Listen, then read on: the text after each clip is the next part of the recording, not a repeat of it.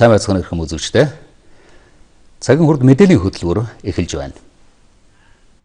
Нэмхэсээ сайхан бэлэг шийдлийн цагаар 5 тулгын гэрээ хэлцээний нөхцөл байдалтай танилцлаа. Сангийн яам векслэн санхүүжилтэн олгохоор боллоо. Онцгой байдлын ерөнхий газрын аврах үлэг Оросын холбооны улсад түүмэр унтраахаар явна. Арган аймагт спортын төрөлжсөн сургалттай шинэ сургууль ашиглалтанд орлоо. Орхон аймаг сургууль бүрт шүдний кабинет байгуулах хөтөлбөр хэрэгжиж байна. Бүгд наримт хятад ард улсад чөлөөлөх дайны ялалтын 70 жилийн ойзруулсан ялалтын парад боллоо. Улс орнуудын мянганы хөгжлийн зорилтуудын хэрэгжилтэнд дүгнэлт хийж цаашдын чиглэлээр тогтоох тухайд Дэлхийн парламентын спикерүүдийн 4-р баг хуралд улсын хурлын даргын хөлд болон улсын хурлын зарим гишүүд оролцож байгаа юм а. Дэдүтсэн салбарт бид чамгүй ажил хийх хэрэгтэй байгааг мянганы хөгжлийн зорилтуудын тайлангийн үеэр манай улсад сануулж байна.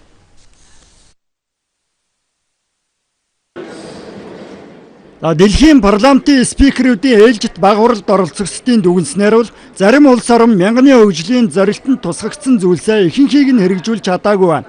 Монгол улсын хувьд тухайн зорилтын 6 дахь хэсгийн хэрэгжилтэнд доогуур үзүүлэлттэй улс орн тооцогдож байгаа юм. Цаашид тухайн зорилтоо хэрэгжүүлэхэд анхаарах шаардлага үүсэж байгааг улсын хурлын дарга инкол тайлбарлаж байна. Шинэ доктортой хөгжлийн зорилтын 6-ад байгаа зүйлээр бид бол их хоошоо хурсан юм билээ. Тэр нь одоо энэ боловсон ойл усан хангамж цэвэрлэх байгууламж зэрэг энэ югаар бид бол хүн амынхын талаас илүү нь тийм юмгүй орон гэдгээр бол бусад үзүүлэлт нь хэдийгээр сайн байсан боловч тэрүүгээр их доош нь татгсан. Тэгээд Монгол улсын их хурл бол одоо энд анхаарлаа хандуулж төсөв мөнгөнийхөө бодлогоор энэ асуудлаа хурдан шийдэх юм бол бид энэ мянганы хөгжлийн зорилтын биелэлтээр бол урагшаага гарах бололцоотой л да. Гэх мэтээр бол Монгол улс өөрийгөө дэлхийн түвшинд хаана явж байгааг харах боломж байгаа. Дэлхийн парламентын спикерүүдийн ээлжит баг хуралд оролцогчдын хувьд эх 15 жилийн хугацаанд хэрэгжүүлэх мянганы хөгжлийн зорилтоо тодорхойлох, тогтвортой хөгжлийг хэрхэн хангаж болох уу гэдэг талаар байр сууриа нэгтгэж байна. Монгол улсын хувьд Америкийн нэгдсэн улсын байгалийн түүхийн музейтэй цаашид хамтын ажиллагаагаа хэрхэн идэвхжүүлэх шаардлагатай тухайдаж хоёр талын холбогдох албаныхны уулзалтын үеэр яригдсан байна. Хоёр талын хооронд 1922 онд байгуулагдж байсан гэрээг бүрэн хэрэгжүүлэх саналыг Монголын төлөөлөгчид Америкийн нэгдсэн улсын талд гаргасан байна. 2022 онд болох гэж байгаа. Тэгэхээр 22 оноос өмнө хоёр одоо Монгол улсын засгийн газар Америкийн байгалийн түүхийн музей хоёр бол хамтдаа хоёр талаас одоо 100 жилийн ог тэмдэглэх комисс хороогоо гаргаж за энэ 100 жилийн ойд зориулж одоо ямар одоо олдрууд энд байгааг олон нийтэд дийлгэх за ямар олдруудыг одоо яаж буцааж явуулах талаар бусад асуудлыг тохирох гэсэн одоо юм ажил хэргийн яриагаа эхлэе гэдэг саналыг бол тавилаа. Тухайн гэрээгээр бол Америкийн эрдэмтдийг Монголд чөлөөтэй нэвтрүүлж байх. Түүхийн зарим материалыг хилээр авч гарахыг зөвшөөрөх. Зарим олдврыг буцаан Монголд шилжүүлэх, газрын зураг ном хэвлэлийг буцаан өгөхөөс эхлээд тодорхой тохиролцоог түрүүнд нь хийж байсан байна. Ерөнхийдөө сайхан бэлэг ээлжид шийдлийн цаг уулзалтаараа 5 толгойн хөрөнгө оруулалтын гэрээ хэлэлцээний нөхцөл байдалтай танилцлаа. Ерөнхий сайд 5 толгойг бүтнээр нь эргэлтэнд оруулж Монгол улсад оногдох үр өгөөжийг нэмэгдүүлэх талаар хөрөнгө оруулагч талуудтай харилцан тохиролцоон төрхийг Эрдэнэс МГЛ компани гүйцэтгэх захиралд үүрэг болголоо. Ерөнхий сайдын захирамжаар улсын хурлын тогтоолоор 5 толгойн асуудлаар 2 ч ажлын хэсэг байгуулагдсан. Ерөнхий сайдын захирамжаар байгуулагдсан ажлын хэсэг 5 толгойн хөрөнгө оруулалтын гэрээ хэлцээг хийх үүрэг хүлээсэн бол их хурлын тогтоолоор байгуулагдсан ажлын хэсэг нөхцөл байдал дүгнэлт гаргах үүрэгтэй ажиллаж өнгөрсөн зуныг үдлээ. Ерөнхий сайд сайхан бэлэг энэ удаа ажлын хэсгийн ахлагч Эрдэнэс МГЛ компани гүйцэтгэх захирал Бямцайханд 5 толгойн хөрөнгө оруулалтын гэрээг энэ хоёр ажлын хэсгийн дүгнэлтийг аль алийг нь тусах байдлаар хөрөнгө оруулагчдад тохиролцоонд хүрэх нь зүйтэй гэж хэлсэн юм а. Үүнд мэдээж иргэн бүрийн 1072 хувьцааг ашигтай байлгах гэсэн нөхцөлийг онцлсны зэрэгцээ нэг шин зүйл нэмж үүрэг өгсөн зүүн тийш чиглэсэн төмөр замын бүтээн байгуулалтыг давхар тусгахыг санууллаа.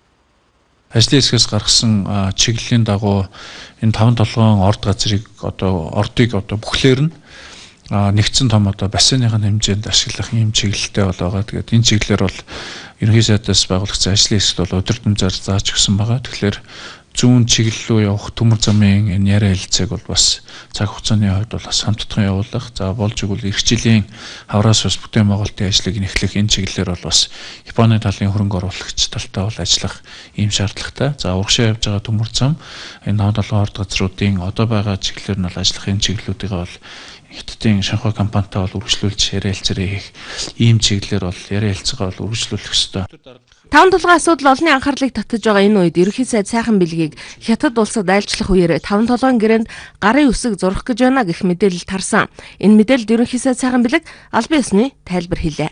Нэгдүгээрт Монгол улсын ерөнхий сайд Бээжинд айлчлахгүй бүгд найрамд Хятад ард улсын Дайлан хотод дэлхийн эдийн засгийн зуны форумд оролцсноо тодорхой хуралдаануудад оролцож өөрийнхөө байр суурийг илэрхийлнэ. Мөн дэлхийн эдийн засгийн форумын үеэр бүгд найрамд Хятад улсын ерөнхий төрийн зөвлөлийн сайд ерөнхий сайдтай уулзаж цаг үеийн асуудлуудаар эдийн засгийн асуудлуудаар хоёр улсын эдийн засгийн хамтын ажиллагааны асуудлуудаар үндэсний аюулгүй байдлын зөвлөл засгийн газраас гаргасан тодорхой шийдвэрүүдийн дагуу тодорхой асуудлуудыг ярьж уулзнаа. Та бүхний яриад байгаа таван толгойн асуудлаар бол би бол улс орны эрх ашиг маань хангацсан тохиолдолд таван толгойн асуудлаа Монгол улсын засгийн газар шийдэд явнаа. Таван толгойг энэ тэнд биш Улаанбаатар хотод шийднэ гэдгээ та бүхэнд бас хэлье. Би энд нэг л зүйлийг хэлье. Ер нь бол хол явахгүй тулга тойрсон энэ улс төрөө эндээ Монголдоо л хий гэдгийг та бүхэнд бол хатуу анхааруулж байна. Битгий хоёр улсын харилцааны асуудал болгоод бай. Ер нь бол ингэж нэг л их хулгай булхай ярьсан хол явахгүй улс төр ингэж хийсэн хоёр улсын харилцааны асуудлыг хүндсэн ийм асуудлуудаа зогсоо. Монголд үйл ажиллагаа явуулж байгаа улс төрийн намуудын дарга ерөнхий нарийн бичгийн дарга нарын нээлттэй уулзалт буюу үнд дэсний зөвшөлтсөл уулзалт өнөөдөр боллоо. Үнд дэсний зөвшөлтсөл уулзалтаар сонгуулийн тухай хууль болон үндсэн хуулийн талаар намуудын удирдлагууд санал бодлон хуваалцлаа. Энэ удаагийн парламентаар яригдж байгаа гол сэдэв бол үндсэн хуулийн өөрчлөлт, харин улс төрийн зарим намын төлөөлөл энэ парламентод үндсэн хуулийн өөрчлөлтийн талаар итгэл хүлээлгэж болохгүй гэж үзэж байна. 2016 оны сонгуулиар шинэ парламент бүрэлдэсний дараа энэ асуудлыг ярих хэрэгтэй гэж байна. Үндсэн хуулийн хамгийн том гажиг вирус хаан суусан байна гэдгээ бид өөрсдөө зөвхөн өгнөх хэрэгтэй байна шүү дээ. Үндсэн хуулийн юм болгонд ингээ өсөж байгаа болохоор олон төрлийн байгууламжийн хэсэгтээ очиод Монголын төрийг эзэнгүй болгоод байгаа тэр заалтыг боловлох хэрэгтэй шүү дээ. Ард түмний төлөөлөл гэдгээ дандаа санаж явах хэрэгтэй. Энийг умарцсан нэг ийм байдлаар ингээд харагдаад байх юм. Тэгэхээр энэ үндсэн хуулийн өөрчлөлтийн асуудал бол тэр 2000 онд хийсэн 7 өөрчлөлт гэдэг байгаа тэрийг л болиулаад үндсэн хуулийн цэц угаасаа дүгнэлтэд гаргацсан шүү дээ. Тэгээд тэрийг л болиулсан байхад бол нэмж хийх асуудал нь бол дараачийн их хурлын бүрэн эрхийн асуудал баха. Сонгуулийн тухай хуулийн талаарч мөн тэд ярилцлаа. Холимог системээс татгалзаж пропорционал системийг нэг мөр сонгох хэрэгтэйг зарим нь хэлж байна. Харин жагсаалтаар орж ирэх нэр дэвшигчд нь хэн байх вэ гэдгийг намуу сайн хэлэлцэх ёстой гэж байгаа бол холимог системээрээ сонгоод явах нь зөв гэж үзэж байгаа хэсэг нь байна.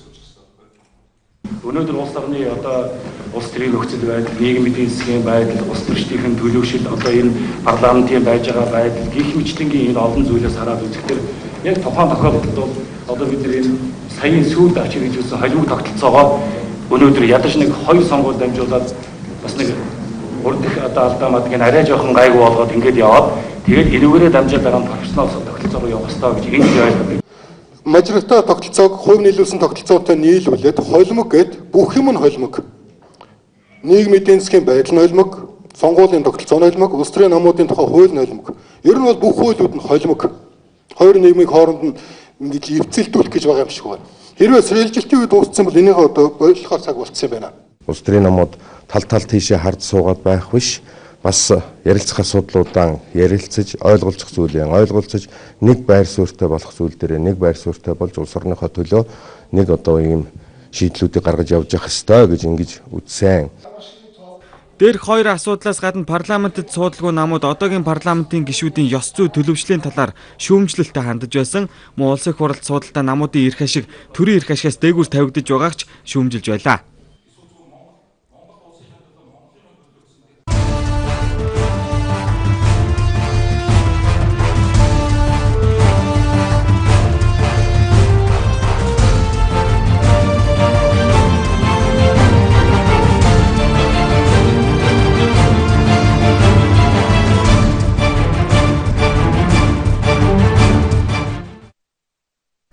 Одоогоос 70 жилийн тэртехийн өдрүүдэд дэлхийд дахинд асрах гайхамшиг учруулсан дэлхийн 2 дугаар дайны голомтыг нэгмсэн дарахад Монгол цэргүүд оролцож ялд байгуулж байсан.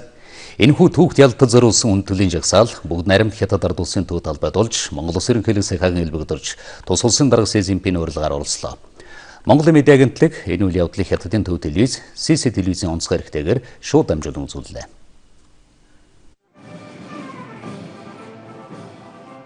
Бүгд наримт Хятад улсын нийслэл Бээжин хотоос сэтгүүлч Пүрэв Зурглааш Баатар Дорж нар студ 600 та шууд холбогдож байна. За баярын парад тун удахгүй эхлэж байна. Бээжингийн цагаар бол 10 цагаар, за Монголын цагаар 11 цагт баярын парад бол албан ёсоор эхлэх юм. За ер нь бол CCTV телевиз энэ парадыг шууд дамжуулан хүргэж байгаа. Бусад орны бүх сэтгүүлч нар бол энэ парадын ойролцоох хэвлэлийн төвөөс үл мэдээлэл хүргэж байгаа юм а. Ер нь бол урд өмнө зохион байгуулж байсан олон улсын арга хэмжээнүүдтэй харьцуулахад бол энэ чөлөөлөх дайны ялтын түүхт 70 жилийн энэ баярын парадыг бол бүгд наримт Хятад улсын төр засгийн зүгээс Бээжин хотын зүгээс бол онцгой анхаарч маш өндөр түвшин зохион байгуулж байгааг бол албаныхан мэдээлж байна. За ер нь бол өчигдөр энд оролцож байгаа 30 орчим орны төр засгийн тэргүүнээр болон бусад олон улсын байгууллагын төлөөлөгчид Бээжин хотноо хүрэлцэн ирсэн. За энэ өндөр дээд түвшний зочид хүрэлцэн ирж байгаатай холбогдуулан Бээжин хотын төв хэсгийн гудамж талбай болоо хязгаарлалттай байсан. За ер нь бол Бээжингийн зөвхөн агаарыг цэлэг байлгахын тулд одоо 185 орчим үйлдвэрийг бол хаасан. За төв хэсгийн одоо бүх үйл ажиллагаа, албан байгууллагын үйл ажиллагааг бол төр зогсоосон гэсэн мэдээлэл байгаа юм. Жанчхүүгийн даваа 7 нураар дайрч Хятад улс болон Азийн улс орнуудыг төрөмгийлэгчдээс чөлөөлж инх тайвныг тогтоох үйл хэрэгт Монголын 20 гаруй мянган цэрэг оролцож явсан. Тэгвэл өнөөдөр Тяньаньмэнийн талбайд зохион байгуулсан цэргийн парадад манай улсын зэвсэг төвчнийг төлөөлж 76 цэргийн албан хаагч дэд хурандаа хаширдны удирдлаганд орж агслаа.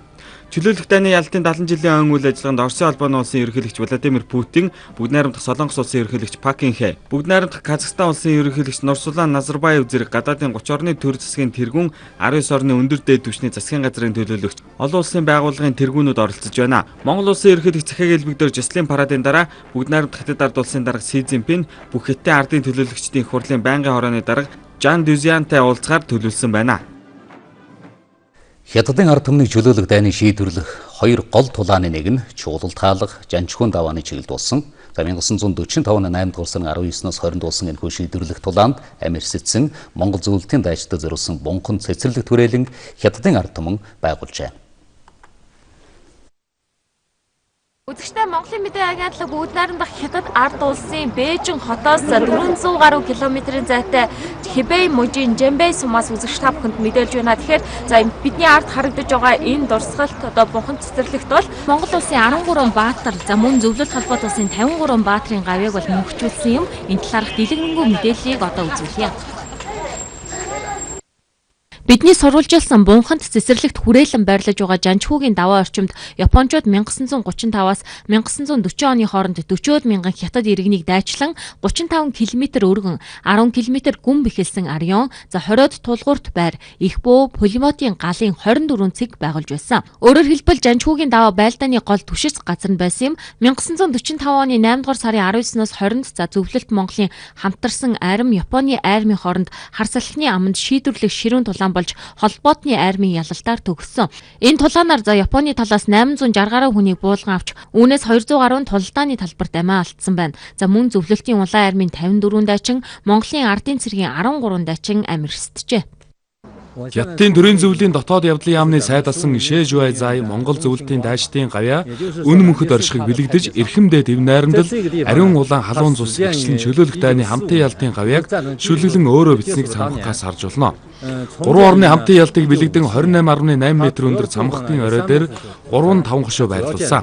Мөн цамхаг дээр Монгол зөвлөлт Хятад 3 улсын төрийн далбаагч хийсэн байдаг.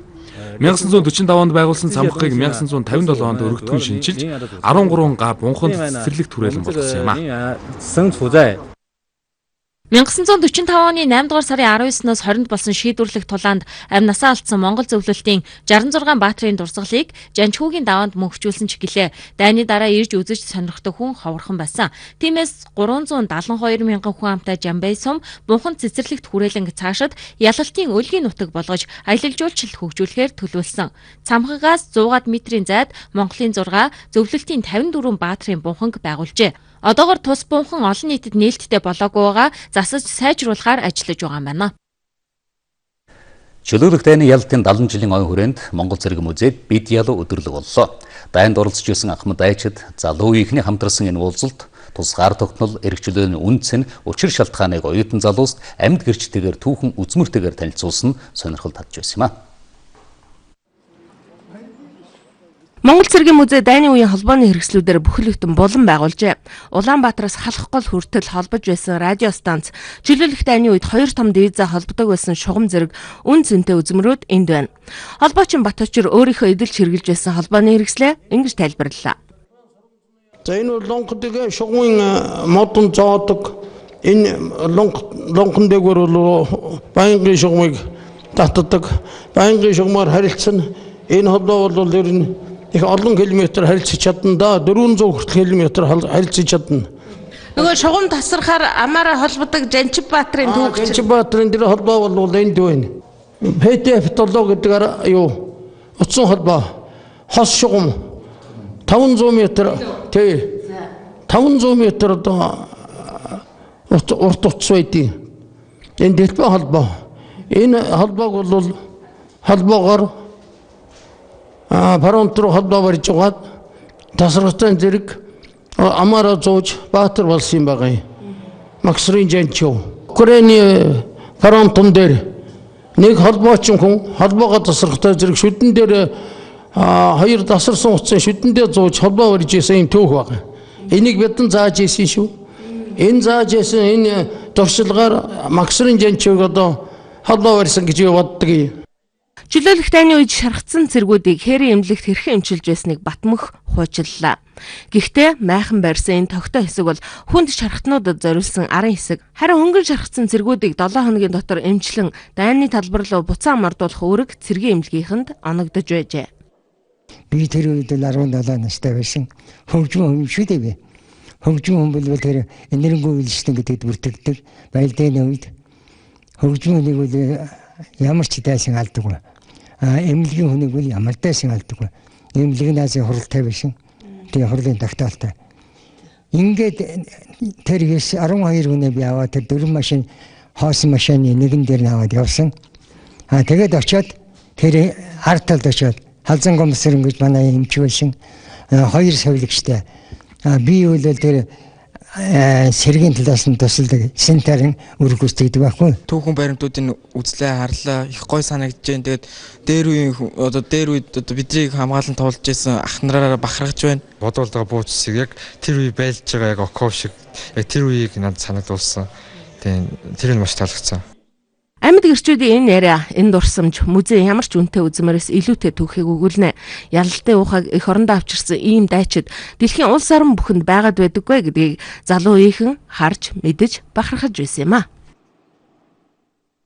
Хятад улс зохион байгуул сайтайгаан аюулгүй байдлыг өндөр түвшинд хангаж байлдааны зэвсэг техникийн хамгийн орчин үеийн техник технологиор үйлдвэрлэж чаддаг цэрэг армийнхаа хүчин чадлаараа дэлхийд тэргүүлэгчдийн гэгнэнд орсноо батлан харуулж чадлаа. Энэ бол Хятадны эсэл Бээжин хотын төв талбайд өнөөдөр болсон ялалтын 70 жилийн ойзруулсан цэргийн сүр жагсаалын дараа олон улсын тоомчид цэргийн шинжээчдийн өгч байгаа гол дүгнэлтүүд болж байна. Мөн Хятад улс дэлхийн улс орнуудтай анги тайвнаар зэрэгцэн оршихын төлөө байгаагаан харилцан ашигтай хамтран ажиллахаа батлан илэрхийллээ хэмээн тус улсын өдөрдөгч Си Цзиньпиний хэлсэн үг ялалтын баярын жагсаалыг хаалттай холбоотойгоор дүгнэлцгээж байна. Чөлөөлөх дайны ялалтын 70 жилийн ойн хүндэтгэлийн арга хэмжээний талаар тоомч төвшин жаргал бэлтгэлээ.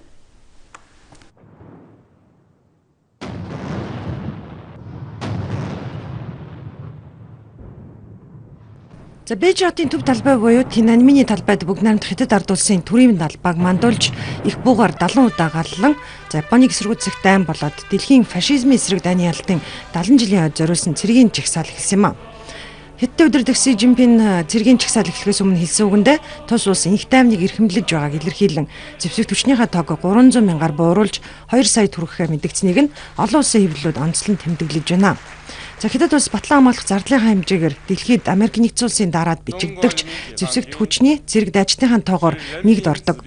Ялалтын 70 жилийн ойд зориулж анх удаага цэргийн өргөн хүрээтэй жигсаал хийхээр болсонтой холбоотойгоор тус улсыг өмнөд Хятадын тэнгис дэх газар нутгийн маргаантай асуудал дахин дэгдээд байгаа энэ үед бүс нутагтаа жижигэй дэлхийд ч хүчирхэг гүрэн болсноо харуулах гэж байна гэдэг дүгнэлт барууны голцоо хэвлэлүүдэд ихээхэнд гарах болсон.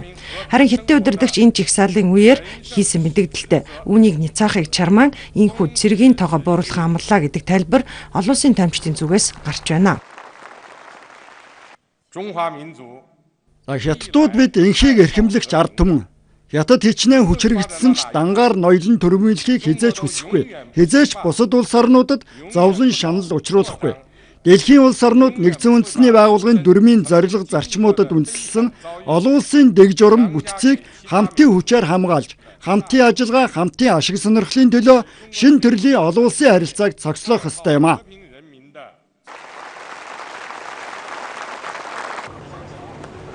Зэвслийн жигсаалд 12,000 цэрэг дайчид байлдааны 500 зэвсэг техниктэйгээр оролцсон бөгөөд энэхүү жигсаал хэд хэдэн онцлогтой байлаа. За юуны түрүүнд энэ нь ялалтын хойд зориулсан анхны жигсаал гэдгээр онцлогдож байгаа юм. 1949 онд Бүгд найрамдах Хятад ард улс байгуулагдсан цагаас хойш тус улсад нийтдээ 14 удаагийн цэргийн жигсаал зохион байгуулагдсан байдаг. За гэхдээ бүгд тус улс үүсэн байгуулагдсны ойгоор буюу үндэсний баярын өдрөөр зохион байгуулагдсан байна. За 2 дугаар гэвэл энэ удаагийн цэргийн жигсаалд байлдааны 500 гаруй зэвсэг техникийг танилцуулснаас 84% нь анх удаага дэлхийн нийтэд инхүү дийлгэн үзүүллээ. За мөн анх удаага Хятадын цэргийн жигсаалд гадаадын цэрэг дайчид оролцож байгаагаараа онцлог байсан бөгөөд Орос, Японы улс, Монгол улс, Куб, Молдов, Беларусь гэд 17 орны цэргүүд Тяньаньминий талбайгаар жигссэн юм а.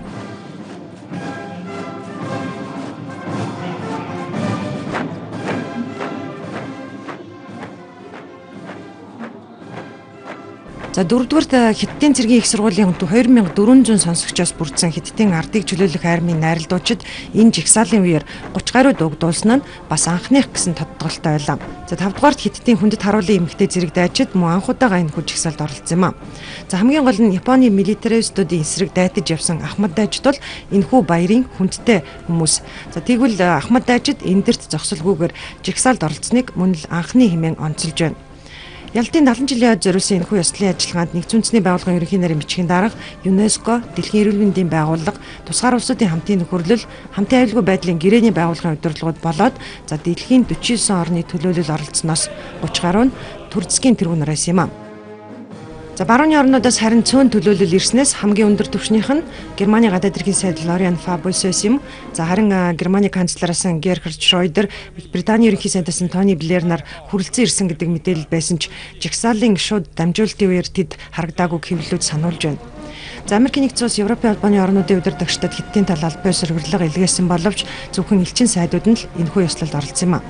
Үүнтэй холбоотойгоор Москвад болсон ялалтын жигсаалтай адилаар барууныхан Бээжингийн ёслолыг бойкотлоо гэдэг тайлбарыг хийхэн гарч байсан. За бэлтгэл ажлын тухайд бас онцлогоор зүйл нь Хятадын эрх баригчид жигсаал болох энэ өдрийн агаарын чанарт онцгой анхаарал хандуулж байсан доршин. За үүнтэй холбоотойгоор Parade Blue буюу хөх жигсаал гэдэг нэр томьёо хүртэл хэвлэлийнхний дунд гарч байсан. Байнга агаарын бохирдолтой хэмээн шүүмжлэлд сүүлийн үед өртөх болсон Бээжин хотод өнөөдөр цаг агаар тогтун тэнгэр цэлмэг хөх байгаа нь тус хотоос ирж байгаа шүү дамжуулалтаас тодорхой харагдаж байсан юм а. Харин Parade Blue гэдэг болсон учир нь өмнө нь буюу за өнгөрсөн оны 11-р сард Бээжин хотноо болсон Аз намхан далайн эдийн засгийн хамтын ажиллагааны байгууллагын дээд уулзалтын өмнө за агаарын бохирдлыг бууруулах хатуу арга хэмжээ авсны үр дүнд агаарын чанарыг сайжруулж чадсан учраас ийм нэр тодорхойлолт үүсэж байсантай холбоотой юм. За яг тэр үед авч ирсэн арга хэмжээнүүдийг тус улсын эрх баригчид энэ удаад авч хэрэгжүүллээ. Товчхон дурдахад нийслэлийн автомашины хөдөлгөөнд тэгш сондгоон зохицуулалт хийж Бээжин болоод ойролцоох мужуудад өнгөрсөн 31-ний өдрөөс нийт 2 үе шаттайгаар 10,000 гаруй үйлдвэр аж ахуйн газруудыг хаасан байх жишээтэй. За мөн аюулгүй байдалд онцгой анхаарал хандуулсан Бээжин хотын дээгүүрх агаарын орон зайг хатуу хамгаалсан цагдаа зэргийнхнээс гадна сайн дурын 850 гаруй мянган ажилтан харуул хамгаалтанд гарч байгаа гэсэн мэдээлэлч ирж байсан юм а. За ялалтын 70 жилийн баяртай холбоотойгоор Хятадын эрх баригчид өнөөдрөөс эхлэн 3 өдрийг амралтын өдөр болгон зарласан байгаа. За мөн Хятадын хөрөнгийн биржүүдийн үйл ажиллагааг эрх даваа гараг хүртэл зогсоосон байгаа. Энэ нь Хятадын хөрөнгийн биржүүдэд гарч болзошгүй сөрөг савлгаа эдийн засгийн хувьд ч хүчрэг хിവэрэ байгаагаа батлан харуулахыг зорьсон арга хэмжээнийх нь ач холбогдлыг бүдгэрүүлэх вэ гэдэг болгоомжлолтой холбоотой гэдэг тайлбарыг зарим олон улсын шинжээчид хийж байсныг онцолж байна.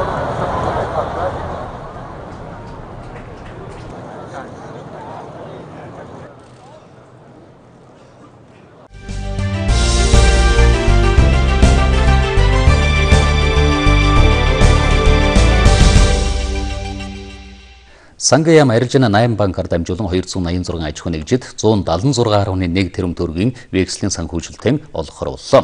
2012 оноос хойш банкны өр зээлээр ажлаа гүйцэтгэсэн компаниудад төлөхөр инхүү дуусж байна.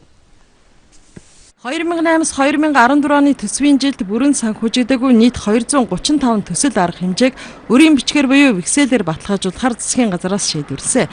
За төрийн захиалгат ажил үйлчилгээ явуулсныхаа төлөө хөрөнгө мөнгө авч чадлагүй өнөөдөр хүрсэн аж ахуй нэгжүүд санхүүжилтээ авах боломж нэгтлээ.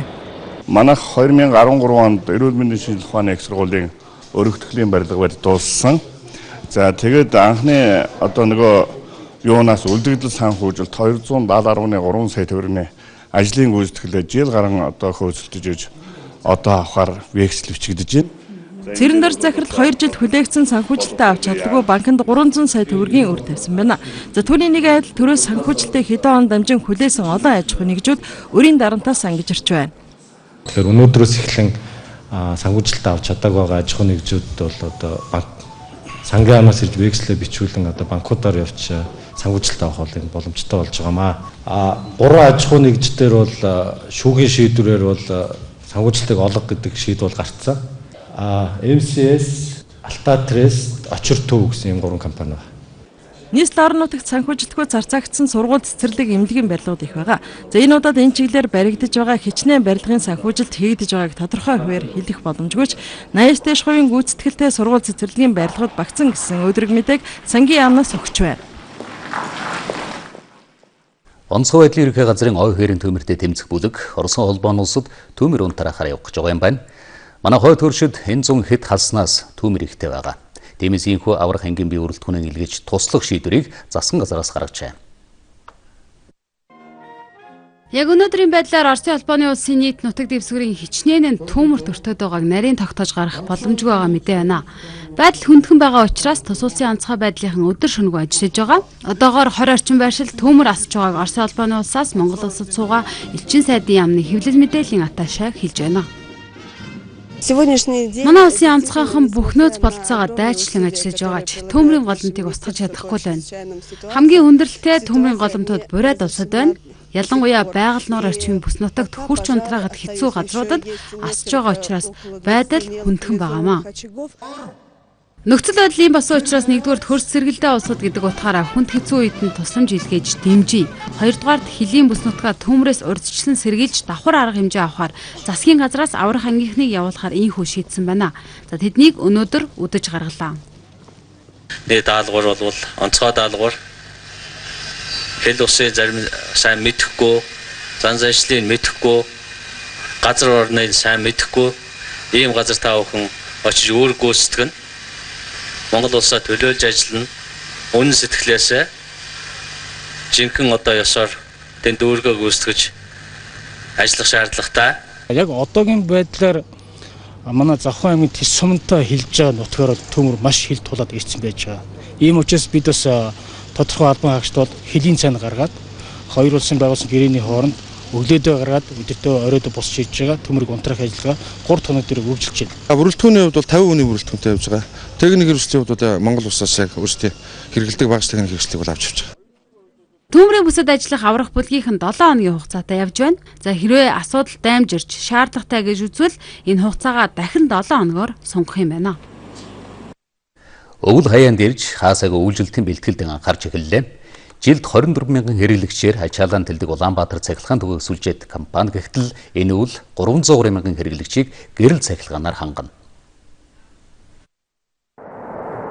Зуны 3 сар Улаанбаатар хотын цахилгаан түгээх сүлжээ компани дүүрэг хороогоор нь график гарган цахилгааны хязгаарлалт хийж өвлийн эд ачааллын урсгал засварын ажлаа эхлүүлсэн. За өнөөдөр ч энэ ажилд үргэлжилсээр байна. Хотын иргэдийг ая тухтай өвлжүүлэхний гол хүчин зүйл нь цахилгаан эрчим хүч. Жилдээ 24-с 30 мянган хэрэглэгчээр нэмэгдэж байгаа их ачааллыг даван туулах бэлтгэл үндсэндээ хангагдсан. За харин 400-аад хэрэглэгчтэй ургах наран хорооллын иргэдийг яах вэ гэдэг асуудал гарч байна.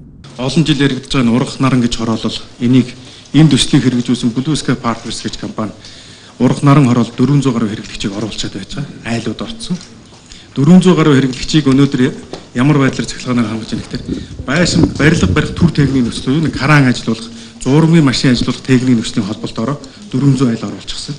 400 айлаас мөнгөний хурааж аваад Blue Sky Partners компани өөрөө аваад хэрэгжилдэг. цахилгааны мөнгө.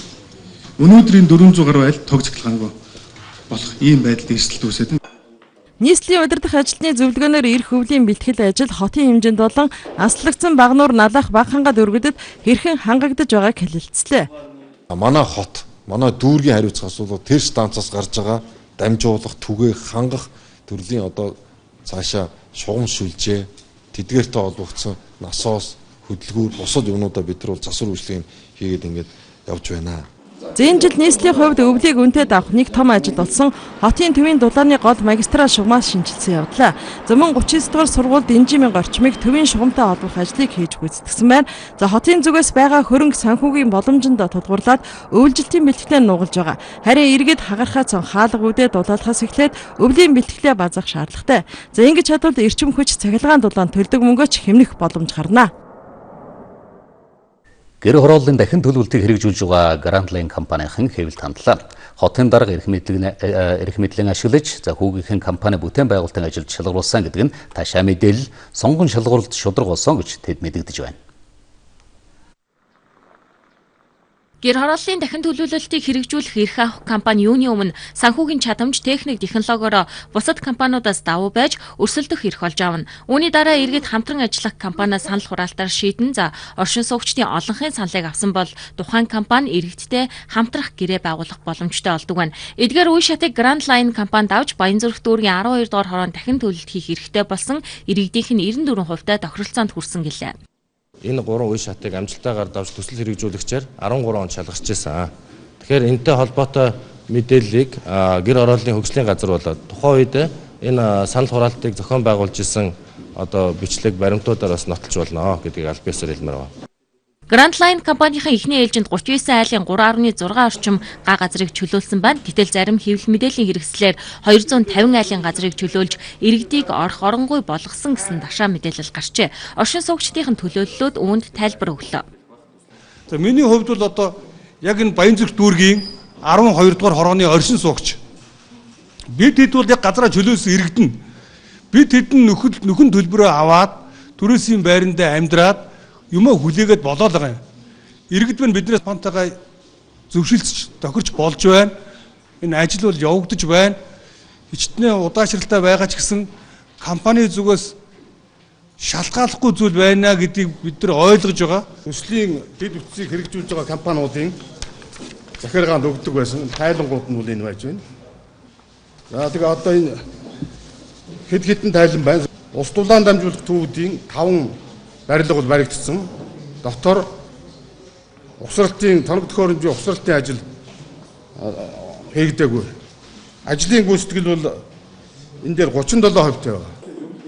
Гэр хорооллын дахин төлөвлөлтийн дэд бүтцийг барьж байгуулах ажлын хөрөнгийг нийслэл хариуцаж байгаа. Grand Line компанийн төсөл хэрэгжүүлж байгаа 15.4 га газар дахь орон сууцны хорооллын дэд бүтцэд 11 тэрбум төгрөг төсвөлсөн. Энэ мөнгийг Grand Line компани авч завшсан гэх ташаа мэдээлэл гарсан. Гэтэл энэ санхүүжилт Grand Line компани дансанд ороогүй. Нийслэлээс санхүүжилтийг дэд бүтэц хариуцсан гүйцэтгэгч компани хийж хэрэгжүүлсэн ажилтай танилцаж, гүйцэтгэлээр нь тооцож олгодог. 3300 айлын орон сууцны ус дулаан гэд дэд бүтц асуудлыг шийдэх 11 тэрбумаас 5.4 тэрбум төгрөгийг дэд бүтэц хариуцсан компанид шилжүүлсэн гэж байна. Одоогоор 16 давхар 2 орон сууцны барилгын цотголт үргэлжилж байгаа. Эхний ээлжийн орон сууцыг эх оны 3 дугаар улиралд ашиглалтанд оруулна гэсэн тайлбарыг тус компанийн өглөө.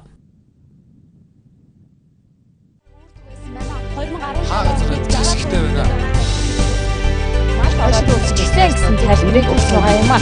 Үүнтэй 6 сая тонн ажил байна.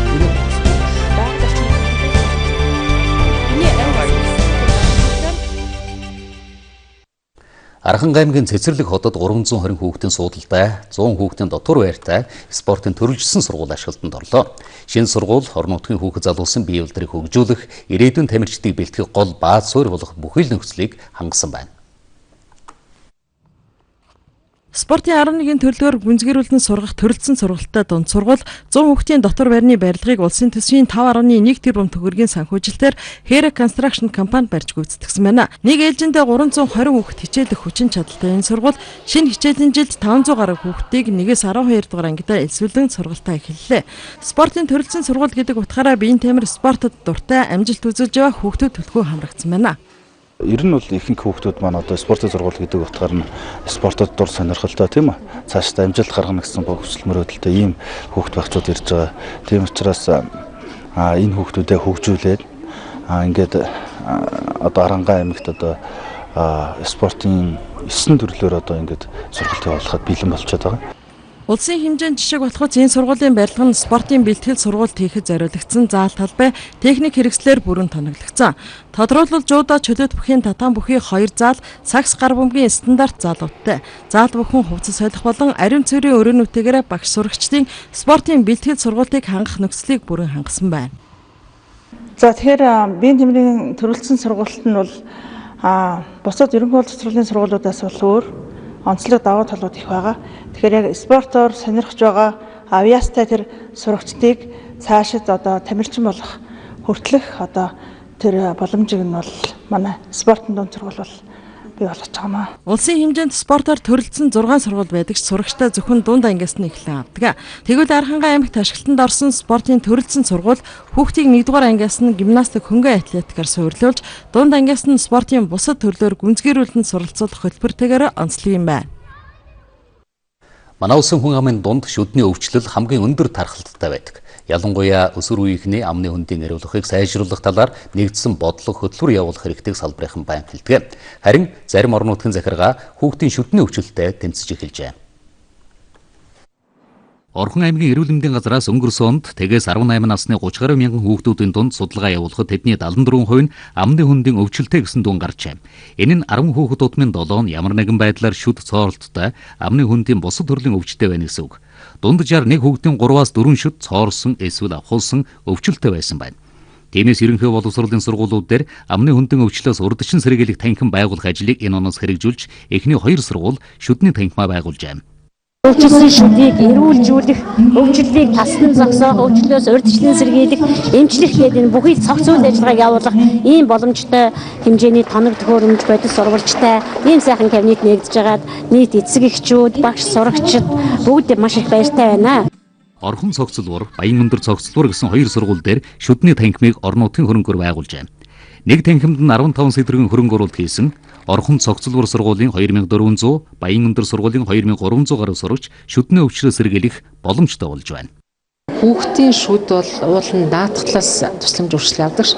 Тэгэхээр энэ 2 цогцлбор сургууль дээрх шүдний кабинетийг даатгалт хамруулах ажлыг бас бодлого зохицуулалт хийж өгье гэсэн бодолтой байгаа.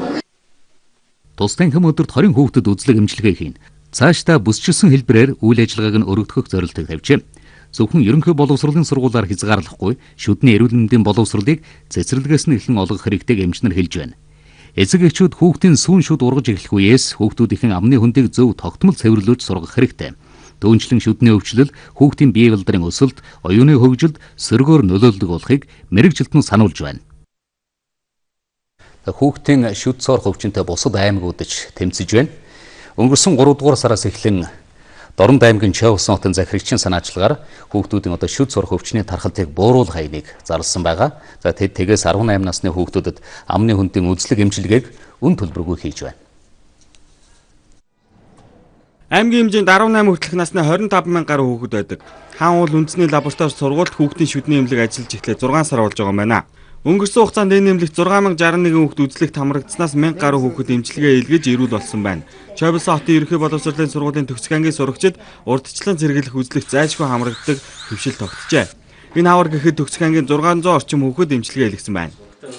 Хаврын үзлэгээр бол 18 настай хүүхдүүд буюу оюутан болох хүүхдүүдэд бүгдийг хамруулсан.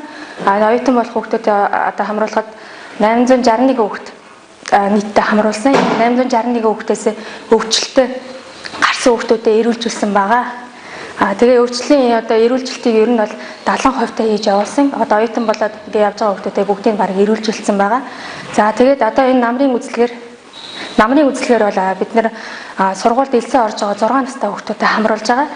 Тэгээд 6 настай хүүхдүүдэд ингээд анги ангиар цэцэрлэгээр нь өдөр өдөртөө ингээ хуваарьтайгаар үзээд 9 сарын 1-ний байдлаар бүгдийг хамруулад байна. Өвчлөл бол одоо ер нь 6 наснуудын донд аягүй их байгаа. Одоо 77-78% та ерөнхийдөө гарч байгаа. Нэг хүүхдийн аманд доор хаяж 5 шүд цооролтой байгаа. Тэгээд энэ 6 настай хүүхдүүдийг хамруулад ингээд явхаар яг хөө эрүүлжилт бол хамаагүй харьцангуй бага гарсан л да. Гэхдээ бол 200 одоогийн байдлаар 216 хүүхдийг амны хүндийг бүрэн эрүүлжүүлээд байгаа. Дорнод аймгийн Чавилсан хотын захирагч хүүхдийн шүдний эмнэлгийн тоног төхөөрөмж урсгал зардлыг хотынхоо төсөвт тусган санхүүгийн дэмжлэг үзүүлж байгаа юм байна. Түүнчлэн бүсийн онцлогоо эмчилгээний төвтэй хамтран гэрээ байгуулж шүдний мэрэгжлийн эмчнэрийг тогтмол ажиллуулж байна. Одоогор манай улсад 8000 гаруй бүл зүг байгаа юм байна. Эдгээрийн талд Сэлэнг аймгийн Шаамар сумд байдаг. Сумын 130 гаруй өрх зүгийн аж ахуй эрхэлдэг. Тиймээс байгалийн цэвэр зүгийн бол үйлдвэрлэж дотоодын болон гадаа зах зээлд нийлүүлэхээр зорилго тавин ажиллаж байгаа юм байна. Сэлэнг аймгийн Шаамар сумынхан төмс хүнсний ногоо тариалахаас гадна зүгийн аж ахуйг сүүлийн жилүүдэд эрчимтэй эрхэлж байна. Тэд Шаамрын зүгийн бол гэсэн брэнд гаргаж зах зээлд нийлүүлэхээр зоржээ. Мөн зүгийн мэрэгжлийн хүн бэлтгэдэг цорын ганц сургалт Шаамар суманд байдаг юм а. Шаамар суманд эхний ээлжинд одоо зүгийн аж ахуйн үйлдвэр технологийн парк байгуулах ажлын хэсгийг байгуулсан байж байгаа. За ажлын хэсгийн эхний ажиллаар 7 хоногийн өмнө ач үйлдвэрийн яамны хүмүүс Шаамар суман дээр ажилласан байгаа. Энэ парк маань одоо зүгийн штэд ямар ашигтай юм гэхээр зүгийн аж ахуйг цогцоор нь хөгжүүлэх бодлого орж байгаа. За тэнд савлгааны цех нь байж гэн. За лаборатори нь байж гэн, шинжилдэг судалгааны баг нь байж гэн. Хажууд нь мэрэгжлийн сургалт үйлдвэрлэлийн төв байгаа учраас эрдэм шинжилгээний баг нь байж гэн. Ингэж одоо энэ аж ахуйг энэ брэнд гэж яригдаад байгаа. Одоо манай нутгийн энэ аж ахуйг хөгжүүлэх бодлого маань өнөөдөр ажил хэрэг болоод явж байгаа. Зүгийчдэл маш их талархалтай байгаа. Шаамар сумын нийт иргэдийн 60 гаруй хувь зүгийн аж ахуй эрхэлж жилдээ 70 тонн зүгийн бол хураа авч байна. 2010 онд Дэлхийн зүүн байгууллагаас 3 бүл зүгийн авч үржүүлж өнөөдөр 50 гаруй зүгийн бүлтэй болсон Динж Таг компанийн өнгөрсөн жил 1.8 тонн зүгийн бол хураа авсан байна. Одоо нэг 3-4 жилийн юунаас ингээд дундчаар үзэхэд нэг бүл зүгээс ойролцоох нь 20 ил юм уу та. 20 кг. Ер нь гэхдээ тэрнээс дээш урагт ч тохиолдол байна л та. Тэгээ энэ жилийн үед бол бас зүгийн бодлын гарц ус их муу байла. Гандуу, чигшил их багтаа. Тийм учраас одоо л ер нь их гайг болж байна. Наадмаас хойш энэ хурд хүнс орж иж цэцэг навч манай одоо гарч иж. Тэгжиж ер нь зүгийн бол маань одоо энэ жил бол нэлээ орой талдал балгуурч энэ.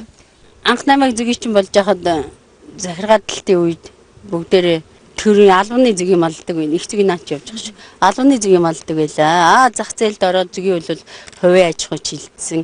Хувийн аж ахуй шилжээд нэг хэсэг зогсон байдалд орсон. Одоо бол зүгийн аж ахуй бол яг сайхан хөгжиж байна. Зүгийн ихлээр Шаамар гэж ярина. Зүгийн анх үүсч өгдсөн газар маань Шаамар. Шаамрын зүгийчд бүтээгдэхүүнээ нэг цонхоор гаргахыг хүсэж байна. 130 өрх тус бүртээ өөрөөр сав баглаа бодолтой бүтээгдэхүүн гаргах биш, Шаамрын зүгийн бал гэсэн нэг шошготой нэг л брэнд байснаар чанар стандарт хангах төдийгүй гадаад зах зээлд гаргахж дөхөн болно гэж тооцжээ. Үүний тулд Шаамар суманд зүгийн балны үйлдвэр барих шаардлагатай. Тэнд нь зүгийчд түүхийдээ нийлүүлж нэг зэгээс борлуулалт хийгдэх юм. Шаамрын зүгийн балын үйлдвэр барих болон бусад асуудлаар аж үйлдвэр яам судалгаа хийж байгаа. Судалгаа үр дүнтэй гэж гарвал тус яамд зүгийн балын Монголын анхны томоохон үйлдвэр баригдахаар төлөвлөгдөжээ. Одоо нийт нут гарах цаг агарын мэдээ хүлээн авна уу?